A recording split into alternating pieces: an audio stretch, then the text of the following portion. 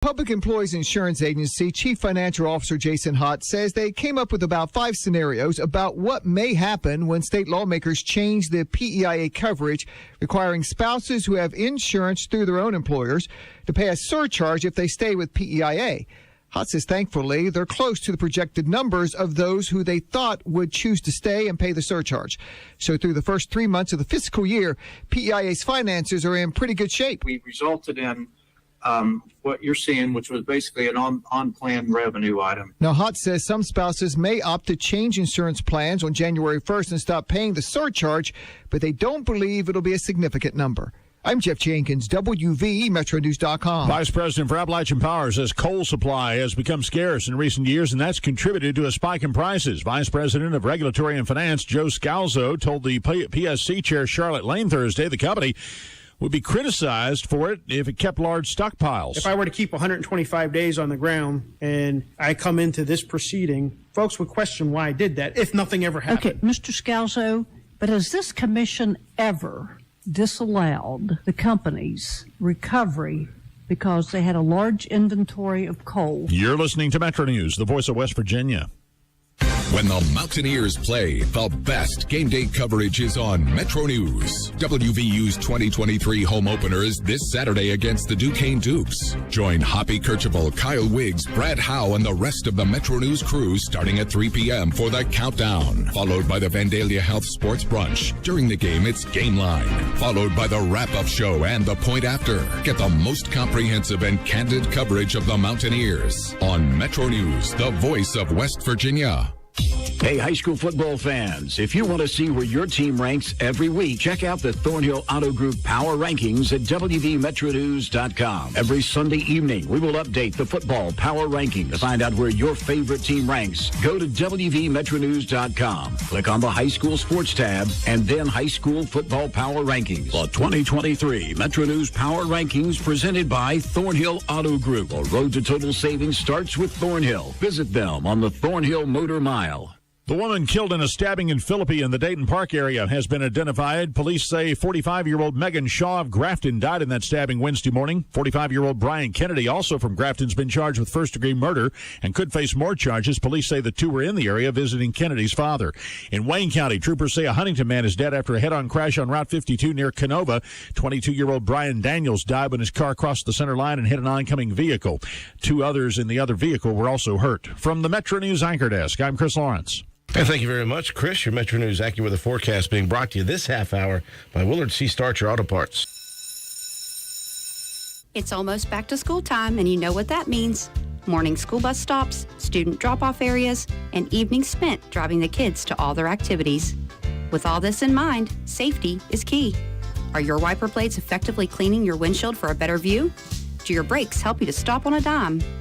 Whether you need brakes, rotors, calipers, wiper blades, or belts, Willard Starchers has the best staff in town and keeps quality parts in stock to ensure your car is safely operating in tip-top shape. Stop by Willard Starchers today, located behind Spencer Middle School, or give us a call, 927-2520. Willard Starchers, open 7 days a week. 104.7 Mountain Country Weather. Taking a look at your Mountain Country AccuWeather forecast. For today, sunshine and clouds, stray showers possible, a high near 80 degrees. Partly to mostly cloudy tonight with scattered thunderstorms, a low near 64. Saturday afternoon, scattered thunderstorms, a high near 80 degrees again. Sunday, morning thunderstorms with a high near 75. Monday, mostly cloudy, a high of 79. Tuesday, mostly cloudy again, a high near 80. Currently on the hill, it is 63 degrees, and that's a look at your forecast being brought to you by Willard C. Starcher Auto Parts. Mountain Country 104.7. No, you are not hearing wrong. It is not Miss Amy, and she does not have a cold, although it would sound like that if it sounded like this. This is Drew filling in for just a second, and I wanted to fill in because I got a couple of special guests in studio. Thank you, Miss Amy. Appreciate you letting me have the chair. Even though the chair's not working too well. We'll talk about that later. Very excited to have in studio a couple of ladies involved with the West Virginia Black Walnut Festival pageant. As we do now every year, it seems, we have the pageant director, Miss Leslie White, in studio. Thank you for coming, Leslie. Yeah, thanks for having us, Drew. And I'm always honored to be in the presence of royalty. And we do have one of last year's queens. We have Miss Teen at Black Walnut Festival, Miss Emma Sloan. Hey. I was joking with you guys right before we came on the air. I was excited that I was going to get Miss Emma out of school for a little bit because, in my mind, she's still a Walton Elementary Middle School student. Unfortunately, you've moved on. Yeah, now I'm a sophomore at Roane County High School. Okay, so you've moved on not just recently. Now you've moved way on. You're in a sophomore campaign now at Roane County High School. Number one, are you enjoying the high school first off? It took some time to get used to last year from being at Walton all the way from kindergarten through 8th grade, but it got better last year towards the end of the year, and it's been a pretty good year this year. I know you're very involved, Miss Emma, in many different extracurricular activities. I know you've been heavily involved in dance for many years. Is that something you've continued throughout high school already?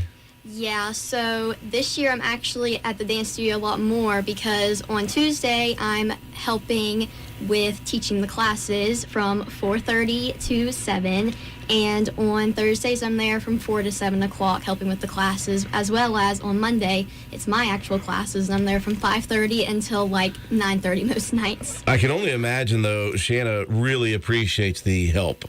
Yeah, it takes a lot of people to be able to get all those little kids together, so I'm always happy to help. I once said, when working with kids, young kids, it's often like herding cats. It is. Yep. As a mother of a newly turned 4-year-old, I absolutely agree with you. I only have one, and it's like herding a cat. Or multiple cats, actually. Multiple cats. Yeah. Well, Miss Emma, obviously dance is a heavy part of your life. The other part of your life that is always, I know, by knowing you, very important is your academics. It's something you've been very focused on since I knew you as a young kid. And that's something that you've continued throughout. Is that something that you got from your parents? Is something that you were self-motivated to stay on top of throughout even the pandemic? You know, that's a difficult time for kids to kind of navigate academics, but you've been able to do that very well. Is there a reason behind that, or is it just something you've always felt that you had to do? I've just always felt like that I need to have straight A's. Like, my parents don't even care if, like, I have straight A's. I hope they're watching right now. But it's me, like, I care because I just always want to make sure that I'm doing, like, the best that I can and everything, and make sure that I always have, like, all of the honors classes in high school and everything, and I want to make sure that I do the best I can. Well, one thing I also know about Miss Emma is it's not only her. She also is very good to help her fellow students out when they're having issues. That's something that I've seen. It's that benevolence, if you want to call it benevolence. It's just something that's inside, that's built in you, that if somebody has trouble or somebody needs some help, you're able to come help them as well in school. Yeah. Anytime, like, any of my friends have a problem or need help, I go and I help them out. I have been for years. I'm still friends with the same kids from Walton, even though I'm not with them as much as I would be where we get scattered in all our different classes, but I still try to stay connected to everybody. So you see Miss Emma loves extracurriculars, dance, great student, and helps others. Leslie, when you put together a list of things that you would like to have in a Miss Teen at Black Walnut Festival queen, I say she checks the boxes pretty well. She pretty much takes care of them all. She has been really fantastic. I think one of the things that stood out the most to me about Emma was we have the queen, the teen, and the preteen pageant on Saturday, and then the next day, so Emma's crowned, then the next day she helps out with the children's pageant. And that's a lot of cats to herd because we have a lot of contestants, which is fantastic. But Emma really did a phenomenal job, and I think that was like my first like, yes, we have an incredible teen queen. She did a phenomenal job with the little ones and making sure they felt comfortable going out on stage. So she's been phenomenal, and I'm not quite ready to let her go. And I don't think she's quite ready to let it go either. But. We're in studio with Leslie White, pageant director for the Black Walnut Festival pageant, and Miss Teen Black Walnut Festival, Emma Sloan. How fast did this year go as far as that is concerned about being the Miss Teen Black Walnut Festival Queen, being able to represent the Black Walnut Festival statewide? It went so fast. I feel like I was just crowned yesterday, and then before I knew it, the Black Walnut Festival was over, and then we were at fairs and festivals, and then it just seems like it went by so fast. Like, I don't know where the year's gone with it, but I'm gonna miss it. I was able to talk when you guys were representing at the Black Walnut Festival. I was able to talk with you and Brooklyn both, and I don't know that you guys had met before that. Maybe there had been a pageant. No. Mm-mm. So in the last year, you've been able to spend some time with Brooklyn. How has that been for you guys? Has that been fun? We're like a family now. The whole pageant family, all of us from the babies all the way up to Brooklyn, we're all really close. We're always joking around saying that we're not going to give the titles up because we all want to stay together another year because we just got really close throughout this year. So the year is come and gone. Obviously, Leslie, this is not your first time being involved in this. It goes quickly, and it seems to go faster every year. But there's no rest for you when it comes to that, because the Black Walnut Festival comes again. It cometh again. It does. And so you have to get yourself prepared for another pageant, another queen, another set of queens, I should say. And you always put this together. This is not something that you put together yesterday. This is coming up very fast. It is. It comes, and I think every year it comes faster and faster for me. But yeah, we do it all. We get it done. So let's talk about the actual pageant this year. This is coming up this weekend. So this weekend is our application deadline. Oh, so gosh. Saturday, Shows you September what I know. 9th. Yeah, that's why we're here, is to keep you organized. So the deadline for the pageant is Saturday, September 9th, which is tomorrow. It's really coming up quickly. And then the pageants are actually held across 2 days. The Queen, Teen, and Preteen pageant are on the evening of September 30th. And then the Junior Royalty pageant, which is our baby miss to our junior miss, is held on the following day on Sunday, October 1st. And the Queen, Teen, and Preteen pageant starts at 6:30 on Saturday. The toddler miss and baby miss start at 1 o'clock on Sunday, and then the little miss and junior miss start at 5 o'clock on Sunday. We split the little ones up a little bit because it was a little much on the little ones to be there so long last year. Well, keeping me organized is like herding cats as well. And so, I like that you did that a couple of years ago or last year. I can't remember when you changed that, because it is a long, long day to do all of this work, because there's different things you have to do involved in this pageant. There are interviews. I just go through it. Help me with this. There's a lot of things that happen during the day of. Yeah, so I think a lot actually goes on ahead of time, too, for the contestants. They're getting prepared. They're picking out the outfits, the jewelry. They want to be their best when they hit the stage. So our Queen and Teen contestants will compete in a personal interview the day of the pageant, and it varies in length. The teens are in there a little bit shorter with the judges, but the judges get to talk to them, and they get to know them, and they get to hear about their passions and why they want to represent the West Virginia Black Walnut Festival. And that's always my favorite, is interview. I think that's really when they get to let their light shine and the judges get to know who they are, other than just what's on their bio sheet. So Queen and Teen do the personal interview competition, and then when the final show starts, we do an opening number. We don't dance, and I always say we don't dance because I don't dance, so I can't teach them how to dance. Maybe we can get Emma to teach them how to dance. So we do an opening number. All the contestants introduce themselves, and then we call it a fashion competition. It's just an opening number outfit. All the contestants model, and then we do an evening gown competition, which is always so beautiful. And then we do an onstage interview, which I think is what probably sends shivers down the spine of some contestants, but we typically ask the contestants one question off of their bio sheet that they submit, and then we ask them a fishbowl question, and that's usually the nerve-wracking part. Yes. is the fishbowl question. And then that concludes the competition for the Queen Teen and Preteen contestants on Saturday. And then on Sunday, the little ones get to wear a really cute fall outfit, which is always my favorite. I love seeing the little ones in their fall attire. And then our Little Miss and Junior Miss, they do a cute little fall outfit, and then they compete in evening gown competition, and that's it. Speaking with Leslie White, pageant director of the Black Walnut Festival pageant, and we have Miss Teen Black Walnut Festival, Emma Sloan, in the studio. So deadline for that, the sign up for that is tomorrow at midnight, you say? It and is. So people, if you've got any last minute thoughts about joining this, you got one more evening tomorrow, and you got to get that in by midnight, and you can do that online, right? Yes, it's all online, and there are a couple different ways to get to the application. You can visit the festival website. You can visit the Facebook page. If you get the newspaper, there's a QR code in there. You can scan the QR code, and it takes you right to the application. So lots of ways to find it. And if you have any questions, people can reach out to me. They can reach out to our Facebook page.